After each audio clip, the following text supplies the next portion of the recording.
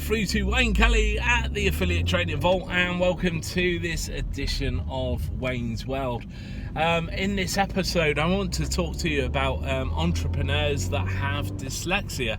I'm not sure if you're aware, but I've got dyslexia. I only found out that I had it last year, ironically. I was putting myself through a 5-day program management course, and literally I was studying probably 10 to 12 hours a day to try and get myself through this final 3-hour exam to gain a qualification, and at the end of that week I failed the exam by about 2 points. And I know that's not massive, and you could probably argue that a lot of people fail exams, but for me there was a lot more to it. Over the years I've always been very suspicious around things going on in the background, things that I've struggled with, comprehension when I'm reading, my reading speed, and taking certain sort of facts and figures into account as well.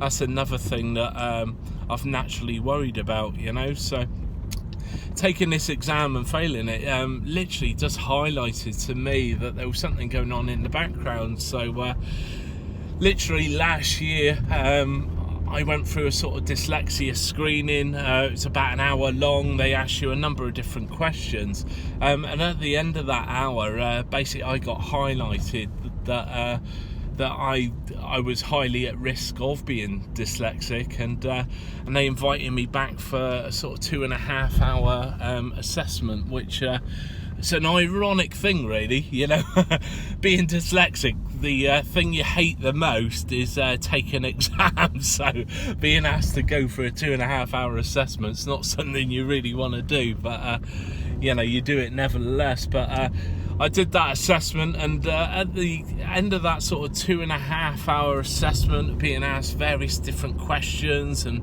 being asked to do various different tasks, basically it was highlighted that I'm quite severely dyslexic. So for me, a huge amount of relief, really, because if I look back to school, I used to find myself getting extremely frustrated, with not being able to pick up information, and whilst I paid every attention to trying to learn and trying to take information in, I always felt that there was something in the background that was stopping me. And even if I look back to sort of primary school, I remember taking the final sort of test to get into your secondary school, and unfortunately I didn't do very well on the test. And what that naturally does, it puts you in a sort of set with people of less ability, and quite a lot of those people are naturally messing around and don't want to learn. But for me it was very different.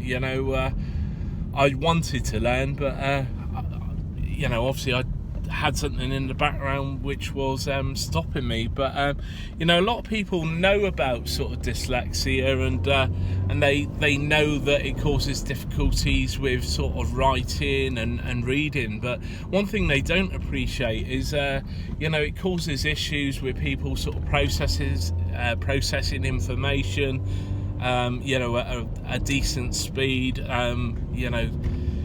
It sort of hinders them, if you like, in terms of progress. So it's got a lot of disadvantages. And for an example, for me, when I'm in meetings in my day job, I work in a day job to the side of being an entrepreneur, and in the day job, if I'm naturally in a meeting trying to take notes and then trying to comprehend what's being said, it's extremely difficult, really, for me. So it's quite challenging, really.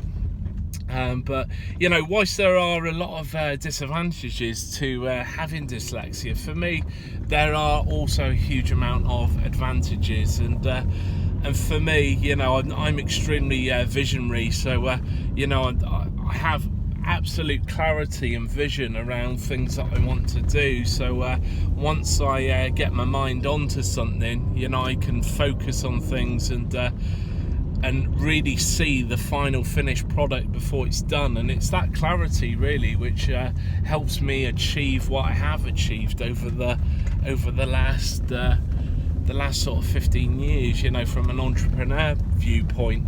You know, so for me it's got a huge amount of advantages there, and to the side of that, you know, I find when I'm looking at issues, you know, I'm coming up with solutions very quickly before anyone's even got to the bottom of the issue. So, you know, for me there are a huge amount of benefits, and there are a lot of people out there, you know, that you know, very high profile, prolific dyslexic. I'm not sure if you're aware, but Steve Jobs, he was severely dyslexic. Richard Branson is, and Steven Spielberg, you know, the famous filmmaker. So there are a lot of people with dyslexia out there, and obviously it hasn't hindered them in terms of progress going forward. So you know, there's a lot of hope for people that are dyslexic, and I don't believe it really stops you from doing anything. And you know, for me, I've put a lot of reasonable adjustments in place over the years just to